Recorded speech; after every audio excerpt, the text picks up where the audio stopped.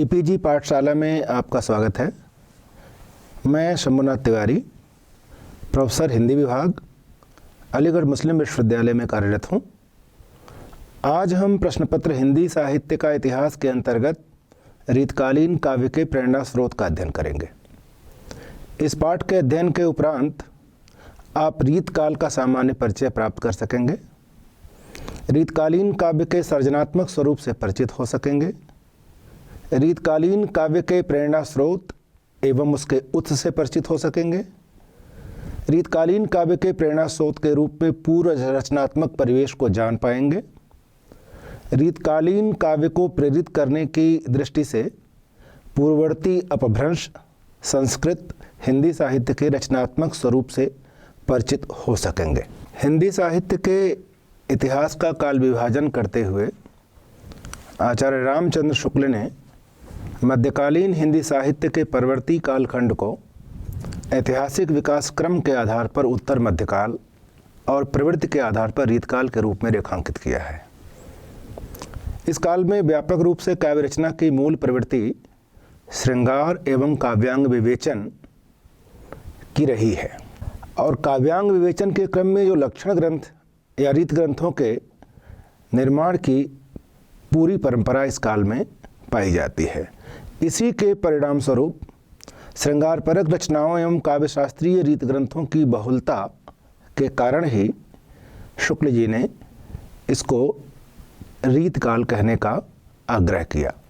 हालांकि इसी काल में श्रृंगार या रीत ग्रंथ निरूपण के अतिरिक्त वीर, भक्ति, नीति आदि विषयक रचनाएं भी परिमाण और गुणवत्ता की दृष्टि से कम महत्वपूर्ण नहीं है, पर श्रृंगार की जो प्रमुख प्रवृत्ति है उसके सामने बाकी सर्जन गौड़ है। काव्यांग विवेचन करने वाले रीत ग्रंथ निरूपण एवं नायिका भेदी श्रृंगार परक रचनाओं की प्रमुखता के कारण आचार्य रामचंद्र शुक्ल ने उस कालखंड को रीतकाल कहा है। हालांकि श्रृंगार की व्यापक प्रवृत्ति को ध्यान में रखकर उन्होंने उसे श्रृंगार काल कहे जाने का भी संकेत कर दिया था, जिसे बाद में विश्वनाथ प्रसाद मिश्र ने स्थापित किया और उसे प्रचारित प्रसारित किया। रीतकाल का प्रकरण जहाँ आरंभ होता है वहाँ शुक्ल जी ने लिखा है, इस काल में वीर और श्रृंगार की ही प्रवृत्तियाँ प्रमुख रूप से पाई जाती हैं, अतः सुविधा की दृष्टि से कोई इसे श्रृंगार काल कहना चाहे तो कह सकता है।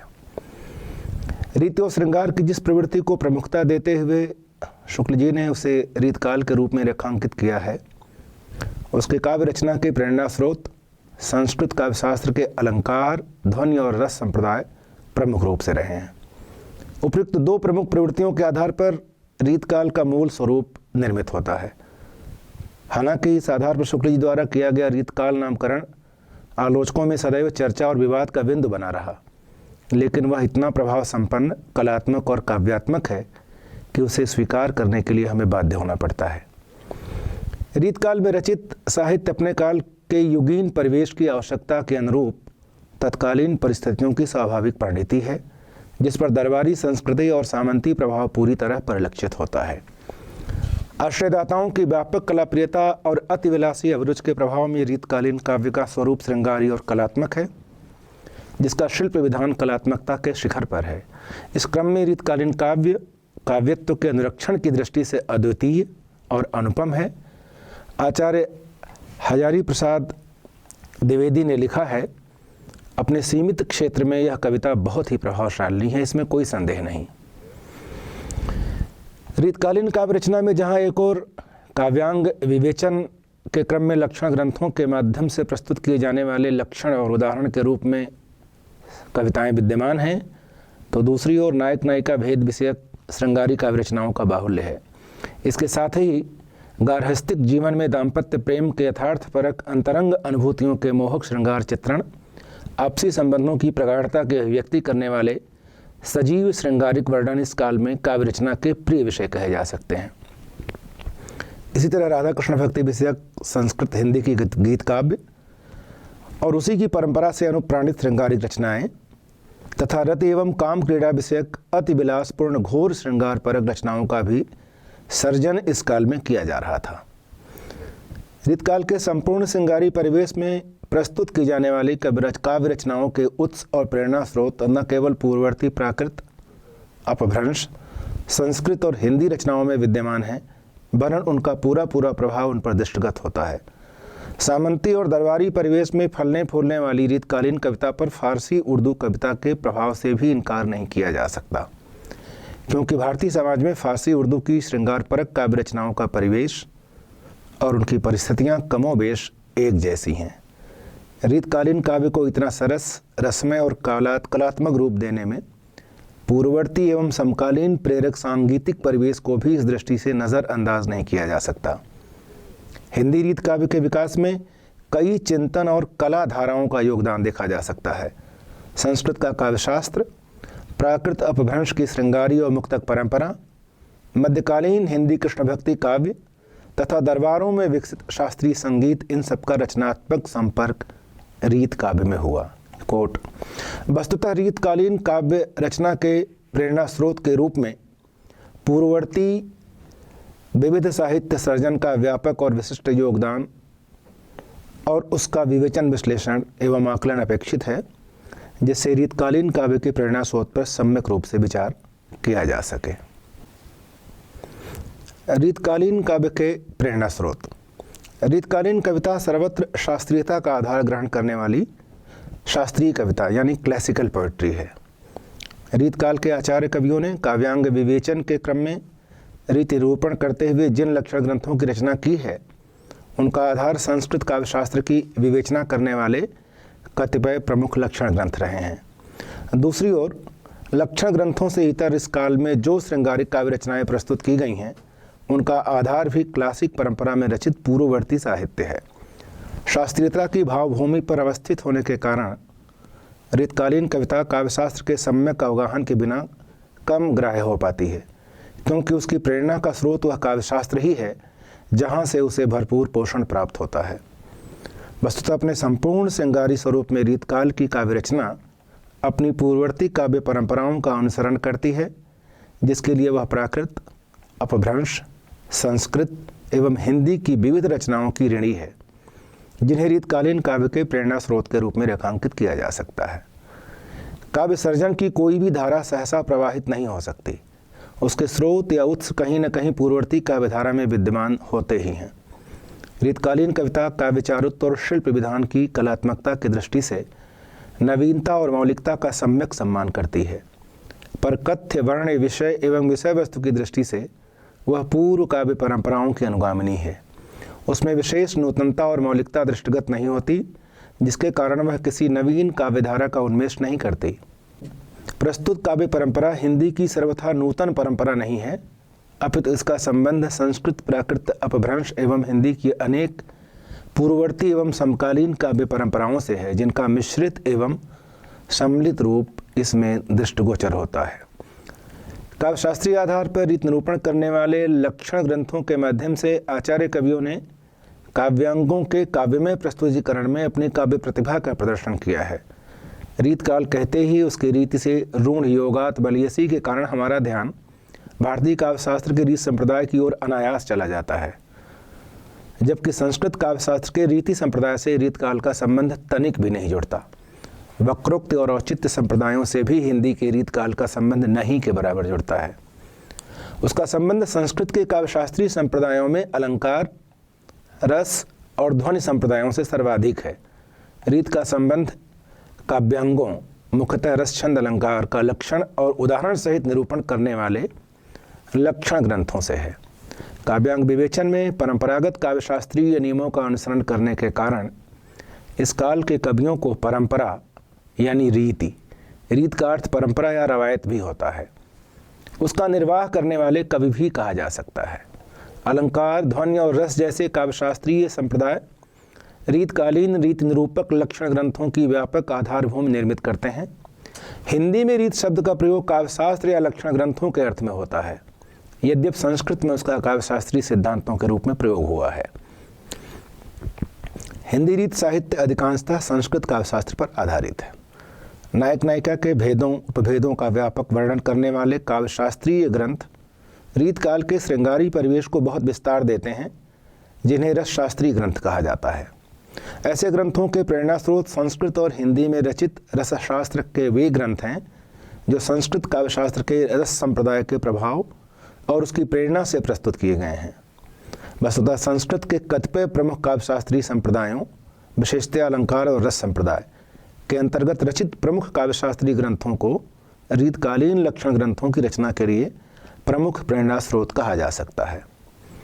रीतकाल में रचित ऐसी अधिकांश श्रृंगारपरक मुक्तक रचनाएं जो गार्हस्थ्यिक जीवन में रचे बसे प्रेम की पीठिका पर आधारित हैं, रीतकाल के श्रृंगारी परिवेश को रसमय बनाती हैं और काव्य रचना को बहुत विस्तार देती हैं। ऐसी रचनाओं के प्रेरणा स्रोत प्राकृत, संस्कृत, हिंदी की एतद विषयक रचनाएं कही जा सकती हैं। इस काल में रचित श्रृंगारी और प्रेमपरक बहुत सी गीतात्मक रचनाओं के प्रेरणा स्रोत संस्कृत और हिंदी के गीत काव्य में दृष्टिगत होते हैं, जिसकी बहुत सुदृढ़ परंपरा पूर्व में विद्यमान रही है। रीतकाल में रचित वीर, नीति और भक्ति विषयक रचनाओं के प्रेरणा स्रोत कहीं न कहीं पूर्व में रचित वीर, भक्ति और नीति विषयक रचनाओं को स्वीकार किया जा सकता है। रीतकाल के आरंभ में केशवदास पहले ऐसे आचार्य कवि हैं जिन्होंने काव्यशास्त्र के आधार पर लक्षण ग्रंथों की रचना कर हिंदी में रीत निरूपण की पद्धति का आरंभ किया।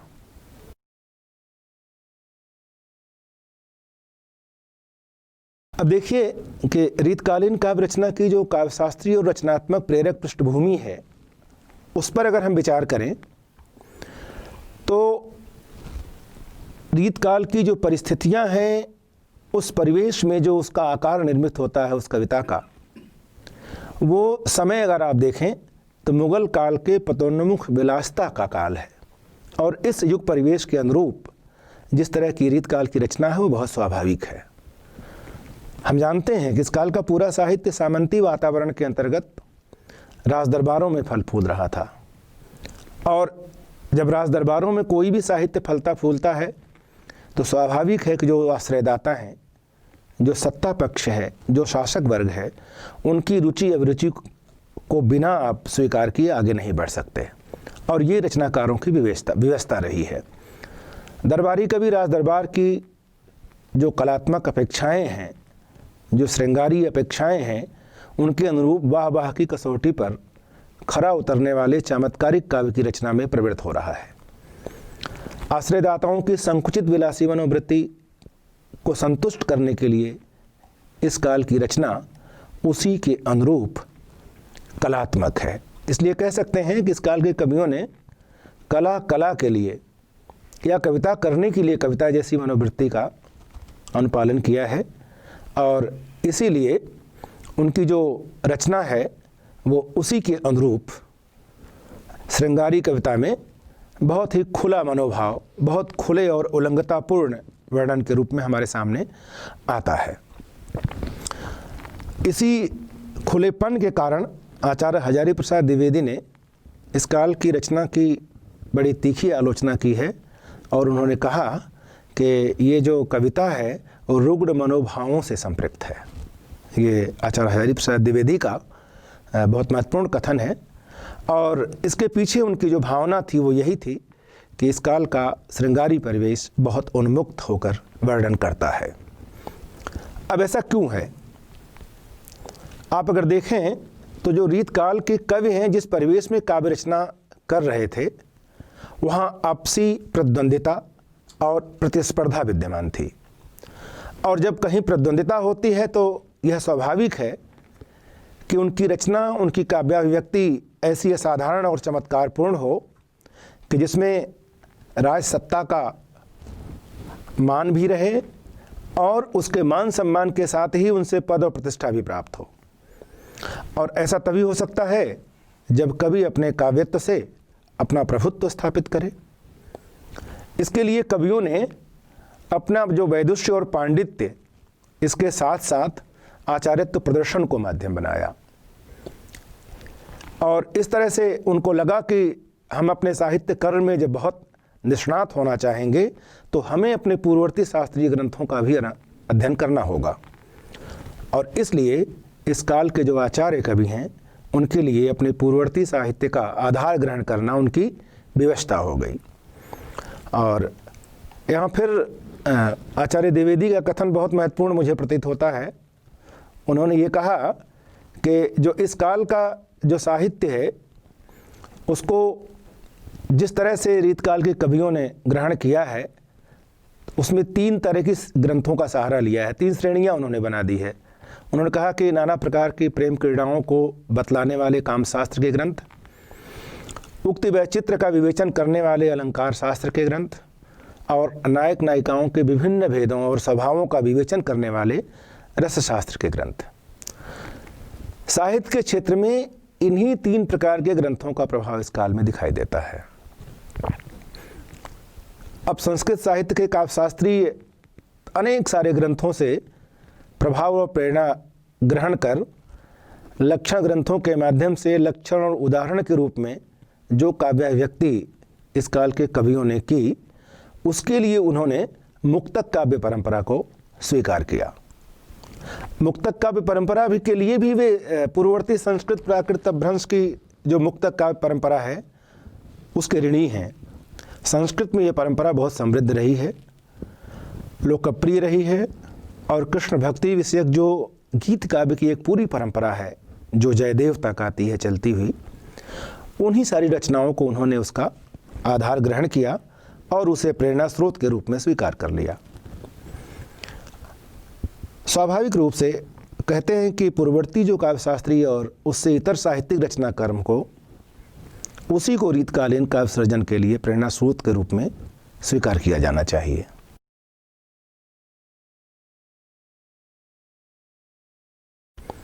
अब इसको अगर विस्तार से अलग अलग रूपों में देखें तो सबसे पहले हमारे सामने आती है संस्कृत साहित्य की समृद्ध काव्यशास्त्रीय परंपरा। ये बताने की आवश्यकता नहीं है कि रीतकाल का पूरा परिवेश जो संस्कृत की समृद्ध काव्यशास्त्रीय परंपरा है उसी का ऋणी है। रीतकाल में रीत निरूपण करने वाले जो लक्षण ग्रंथ हैं उनमें लक्षण और उदाहरण एक साथ प्रस्तुत किए गए हैं। ये पूरी की पूरी परंपरा, यह पूरा का पूरा ताना बाना रीत काव्य का संस्कृत काव्यशास्त्रीय संप्रदायों की विवेचना करने वाले ग्रंथों पर आधारित है। संस्कृत में एक अलंकारवादी आचार्य हुए हैं जिनका नाम है पीयूष वर्ष जयदेव। ये वो जयदेव नहीं हैं जो गीत गोविंद के रचयिता माने जाते हैं, ये उनसे अलग जयदेव हैं और हिंदी में कहीं न कहीं ये संदेह और कन्फ्यूजन रहता है, लोग उसी जयदेव को मान लेते हैं। इसी जयदेव ने संस्कृत एक प्रसिद्ध नाटक प्रसन्न राघव नाम से लिखा है और उसका प्रभाव तुलसीदास और केशवदास पर भी पड़ा है। उनका एक ग्रंथ है जिसका नाम है चंद्रालोक और दूसरे आचार्य कवि हैं संस्कृत के जिनका नाम है अप्पय दीक्षित और उन्होंने एक वरदराज स्तव नाम से गीत काव्य भी लिखा है। उनका एक ग्रंथ है कुवलयानंद। ये दोनों चंद्रालोक और कुवलयानंद ऐसे ग्रंथ हैं जिन्होंने रीतकाल के अलंकारवादी आचार्यों को सबसे अधिक प्रभावित किया है। जितनी भी उसकी भावभूमि है उसको निर्मित करने में इन्हीं 2 ग्रंथों की महती भूमिका स्वीकार की जाती है और इस तरह के रीतकालीन कवियों में सबसे पहले जिन्होंने पीठिका तैयार की, भूमिका तैयार की, उसके लिए नाम लिया जाता है अलंकारवादी आचार्य केशव का। केशव ने इन्हीं ग्रंथों से प्रेरणा ग्रहण की और आगे भी उनके जो अलंकार की रचना करने वाले अलंकार निरूपक जो कवि हैं उनको भी इन्हीं ग्रंथों से प्रेरणा मिलती है। आगे ध्वनि संप्रदाय से प्रेरित होकर संपूर्ण काव्यांगों का निरूपण करने वाले आचार्य कवियों में मम्मट के काव्य प्रकाश का नाम लिया जाता है और आचार्य विश्वनाथ के साहित्य दर्पण की भी बहुत बड़ी भूमिका है। ये दोनों ग्रंथ हिंदी के रीत काव्य को प्रेरित करने में बहुत महत्वपूर्ण भूमिका निभाते हैं और उनसे प्रेरणा प्राप्त करने वालों में आप देखें भिखारीदास जिनकी रचना काव्य निर्णय और चिंतामणि जिनकी रचनाएं काव्य विवेक, कविकुल, कल्पतरु के नाम प्रमुख हैं। ये वो रचनाएं हैं जो आचार्य विश्वनाथ और मम्मट के रचना कर्म से प्रभावित हैं। शुक्ल जी ने इसको बड़े विस्तार से अपने हिंदी साहित्य के इतिहास में कहा है और उल्लेख भी किया है उसका कि हिंदी के जितने भी अलंकार ग्रंथ हैं वे अधिकतर चंद्रालोक और कुवलयानंद के अनुसार ही निर्मित हुए हैं, और कुछ ग्रंथों में काव्य प्रकाश और साहित्य दर्पण का भी आधार मिलता है। काव्य के स्वरूप और रंगों के संबंध में हिंदी के रीतकार कवियों ने संस्कृत के इन परवर्ती ग्रंथों का मत ग्रहण किया। इस प्रकार दैव योग से संस्कृत साहित्य शास्त्र के इतिहास की संक्षिप्त उद्धरणी हो गई। शुक्ल जी के कथन से हम इस काल के रचना कर्म के प्रेरणा स्रोत को भली भांति समझ सकते हैं। रस संप्रदाय से प्रेरणा ग्रहण करने वाले ग्रंथों में देखें तो जो रीत काल में नायक नायिका भेद विषयक जो रचनाएं लिखी गई हैं वे भानुदत्त की रस मंजरी और रस तरंगड़ी नामक ग्रंथों के आधार पर उनकी रचना हुई है। केशवदास की रसिक प्रिया, मतिराम की रसराज और देव की भावविलास जैसी रचनाएं इसी ग्रंथ से प्रेरित हैं। इन ग्रंथों में भानुदत्त की रसमंजरी का उल्लेख मैंने किया, रस तरंगणी का उल्लेख किया, जयदेव के चंद्रालोक, यही वो प्रमुख रचनाएं हैं जिनसे हमारे रीतकाल के रचनाकार बहुत ज़्यादा प्रभावित हैं। रीतकाल से पहले अब हम देखेंगे कि काव्यांग विवेचन करने वाले नायक नायिका भेद विषयक कुछ प्रयास दिखाई देते हैं कि नहीं। यद्यपि रीतकाल के ज़्यादातर आचार्य कवियों ने रीत ग्रंथ निरूपण के लिए संस्कृत के लक्षण ग्रंथों से प्रेरणा ली है, बावजूद इसके रीतकाल से पहले कुछ ऐसे रस अलंकार और नायिका भेद विषयक रीत निरूपक ग्रंथों का प्रणयन किया है जो संस्कृत काव्यशास्त्र की परंपरा और रीतकाल के मध्य की कड़ी के रूप में स्वीकार किए जा सकते हैं। दोनों के बीच में वही सेतु का काम करते हैं। रीतकाल के कवि उन ग्रंथों से सीधे भले ही नहीं प्रभावित हुए हों, लेकिन बाद की रचनाओं को किसी न किसी रूप में प्रेरित करने में उनका महत्वपूर्ण योगदान है। ऐसे कवियों में कृपाराम का नाम लिया जाता है जिनकी रचना है हित तरंगिणी, और इस रचना को कहा जाता है कि ये भानुदत्त की रस तरंगिणी से अनुप्रेरित होकर रची गई है। इसी क्रम में हित तरंगिणी के कुछ दोहे बिहारी सतसई के दोहों से भावसाम्य रखते हैं, और इसी साम्यता के आधार पर आचार्य द्विवेदी ने और चंद्रबली पांडे जैसे विद्वानों ने ये कहा कि वे बिहारी के परवर्ती थे। हालांकि यही आधार काफ़ी नहीं है, क्योंकि यह भी संभव है कि अगर कृपाराम पहले हुए हों तो उनसे बिहारी भी तो प्रभाव ग्रहण कर सकते हैं। ऐसा करने में बिहारी रीतकाल के सबसे माहिर कवि हैं। आपको जानकर आश्चर्य होगा, पद्म सिंह शर्मा ने यही कहा कि बिहारी ने अपने पूर्ववर्ती कवियों से मजमून छीन लिया है। महत्वपूर्ण यह है कि कृपाराम ने हित तरंगिणी का रचना काल स्पष्ट रूप से उद्धृत किया है, और आचार्य शुक्ल ये कहते भी हैं कि इससे ये सिद्ध नहीं होता कि ये बाद की रचना है। और इस दृष्टि से अगर हित तरंगिणी को हम देखें तो रीतकालीन कविता की भावभूमि निर्मित करने में मध्यकालीन काव्यशास्त्रीय ग्रंथों और रीतकाल के बीच सेतु का काम करने के दृष्टि से हित तरंगिणी बहुत महत्वपूर्ण रचना कही जा सकती है। हिंदी में अगर हम देखते हैं तो कृष्ण भक्त कवियों में नंददास बहुत प्रसिद्ध हर्षछाप के कवि, वे पहले कवि ऐसे माने जा सकते हैं जिन्होंने रसमंजरी नाम की एक रचना की है, जिसको हम स्पष्ट रूप से नायिका भेद की दृष्टि से इसकी हम चर्चा करते हैं। और ये भानुदत्त की रसमंजरी की एक तरह से हुबहू कापी है, बल्कि आप कह सकते हैं कि तर्जुमा है उसका। उदाहरण पूरा पद्य अनुवाद जो है वो अनुवाद की तरह है पूरा, और बहुत ही प्रभावित करने वाली रचना है। सभी आचार्यों ने इस ग्रंथ की महत्ता को स्वीकार किया है, लेकिन जो ये वास्तविकता है ये अनुदित कृति है। ऐसे ही चिंतामणि की जो श्रृंगार मंजरी है वह भी उसके नंददास की रसमंजरी का ही अनुदित रूप है। और देव की जात विलास, रसविलास, ये सारी की सारी रचनाएं रीतकाल की जो तमाम इस तरह की रचनाएं लिखी गई हैं वे नंददास की रसमंजरी से ही प्रभावित है। इसके अलावा रीतकालीन कविता को प्रेरित प्रभावित करने की दृष्टि से जो पूर्व में रचनाओं का उल्लेख किया जाना चाहिए या किया जाता है, उसमें सूरदास की साहित्य लहरी, हालांकि इसकी रचना की प्रामाणिकता संदिग्ध मानी जाती है और कहा जाता है कि ये सूरदास की रचना नहीं है। उसी तरह से तुलसीदास की रामलला नेछू, इसको भी तुलसीदास की प्रामाणिक रचना नहीं मानी जाती है, किंतु उनके नाम से चिन्हित तो की ही जाती है। रहीम की एक महत्वपूर्ण रचना है बरवे नाई का भेद। ये साहित्य लहरी, रामलला नेछू और बरवे नाई का भेद, ये भी ऐसी रचनाएं हैं जिनमें स्थूल श्रृंगार परकता, नायिका भेद विषयक वर्णन विस्तार से मिलता है। यकीनन इन रचनाओं से भी रीतकाल के कवियों को प्रेरणा प्राप्त हुई ही होगी, इसमें कोई दो राय नहीं। अब हम संस्कृत का जो प्राकृत और अपभ्रंश,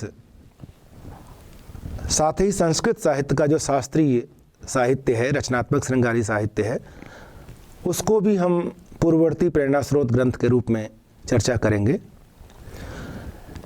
रीतकाल के कवियों ने लक्षण ग्रंथ रचना के लिए या नायक नायिका भेद विषय रचनाओं के लिए जिन ग्रंथों को आधार बनाया, उनमें संस्कृत के तमाम सारे ग्रंथ प्रेरणा स्रोत के रूप में स्वीकार किए जाते हैं और रीतकाल की रचनाओं में जो श्रृंगार परक काव्य रचनाएं हैं, प्रेम परक पारस्परिक संबंधों की रचनाएं हैं, आत्मानुभूतियों को व्यक्त करती हैं, जीवन जगत के आत्मीय संबंधों को दर्शाती हैं, दाम्पत्य एवं पारिवारिक प्रणयानुभूतियों का स्पष्टीकरण करती हैं, जीवन के विविध श्रृंगारी चित्रणों से जो संपृक्त हैं, इसके लिए अपने से पूर्ववर्ती साहित्य में स्थित जो लोकप्रिय मुक्तक काव्य विधा रही है, उसको इन्होंने अपनाया।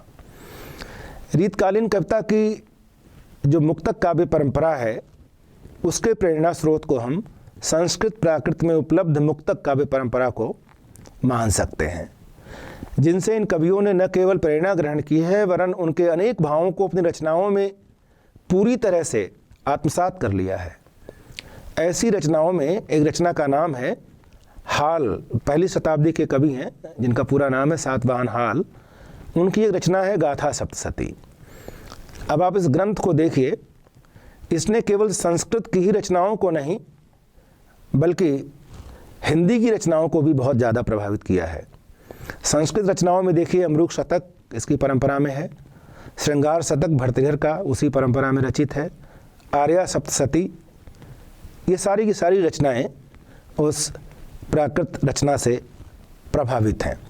अब हिंदी की रचनाओं को भी देखिए, जो रीतकाल के कवियों में बिहारी, मथिराम, पद्माकर, इनकी तमाम ऐसी रचनाएं हैं जिनकी रचना का प्रेरणा स्रोत उस हाल कवि की रचना है। बिहारी सतसई के देखिए, बिहारी सतसई में जो अनेक मुक्तक हैं, उनमें गाथा सप्तशती भावों में उन दोनों में बहुत आश्चर्यजनक समानता है। इस दृष्टि से एक उदाहरण देना ज़रूरी है। बिहारी का आप दोहा पढ़ते हैं, बहुत प्रसिद्ध दोहा है, न ही पराग न ही मधुर मधु न ही विकास इहि काल, अली कली ही सो बध्यों आगे कौन हवाल।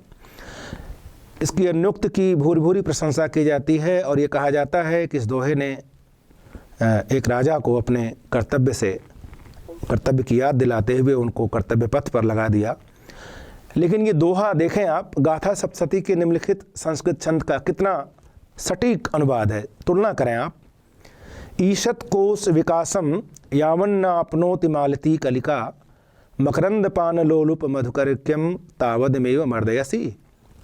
यानी जो मालती कलिका है वो अल्प विकसित है और उसका मकरंद कोश भी अभी तक विकास की अवस्था को प्राप्त नहीं हुआ है।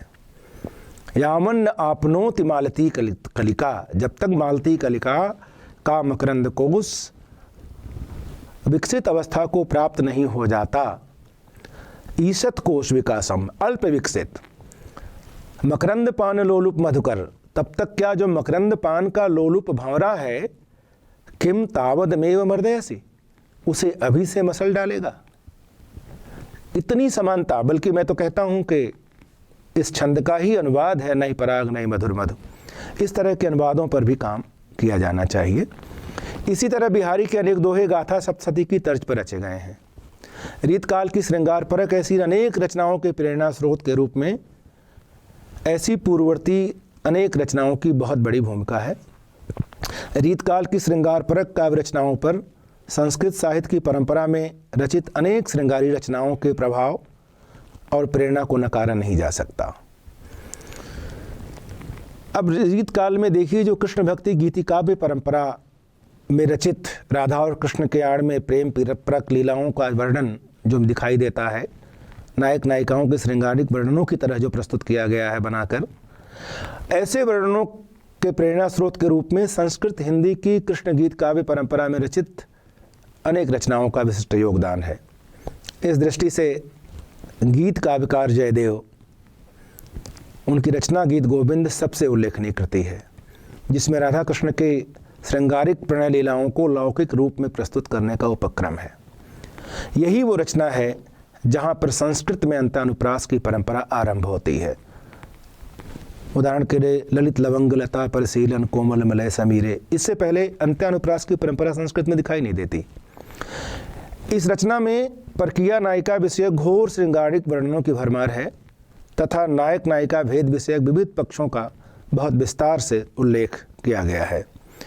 हिंदी कवियों में विद्यापति उस प्रभाव को ग्रहण करने वाले पहले का गीतकार के रूप में माने जाते हैं और विद्यापति से होती हुई वो रचना, श्रृंगीत परक रचना या गीतात्मकता या गीत काव्य की जो धारा है, वह कृष्ण भक्त कवियों में सूरदास नंददास तक आती है और उसके बाद भक्तिकाल के अंतिम दिनों में अपना व्यापक स्वरूप ग्रहण करते हुए लौकिकता का सम्मान करती हुई सीधे रीतकाल के कवियों में आधार बनती है उनकी गीत काव्य रचना का। इस तरह से हम देखते हैं कि जो संस्कृत की गीत रचना है वह रीतकाल में गीत परंपरा के प्रवाह के रूप में, उत्स के रूप में स्वीकार की जाती है। रीतकालीन वीर भक्ति नीति विषयक रचनाओं के प्रेरणा स्रोत भी अगर हम देखें तो किसी न किसी रूप में पहले के ही साहित्य को माना जाना चाहिए और इनका जो कुछ भी भाव है वह पूर्ववर्ती साहित्य में विद्यमान है।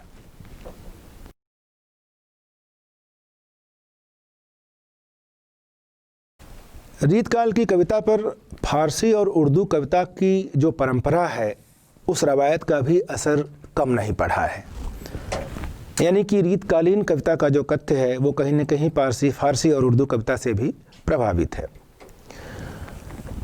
इसका कारण क्या है कि जिस तरह से राजाश्रय और दरबारी संस्कृति में रीतकालीन काव्य का सर्जन हो रहा था, उसका विकास हो रहा था, वो फल फूल रही थी, उसी के समानांतर उर्दू कविता भी राजदरबारों में पनाह पा रही थी।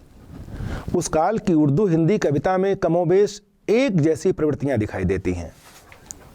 उर्दू में इश्क का लाजवाब बयान, शेरों में तगज़्ज़ुल या शेरियत के माध्यम से भावों का चमत्कारपूर्ण विरोधाभास, जो कंट्राडिक्शन है, शेरों का कंट्राडिक्शन ही हमें ज़्यादा प्रभावित करता है, जिसे तगज़्ज़ुल कहते हैं।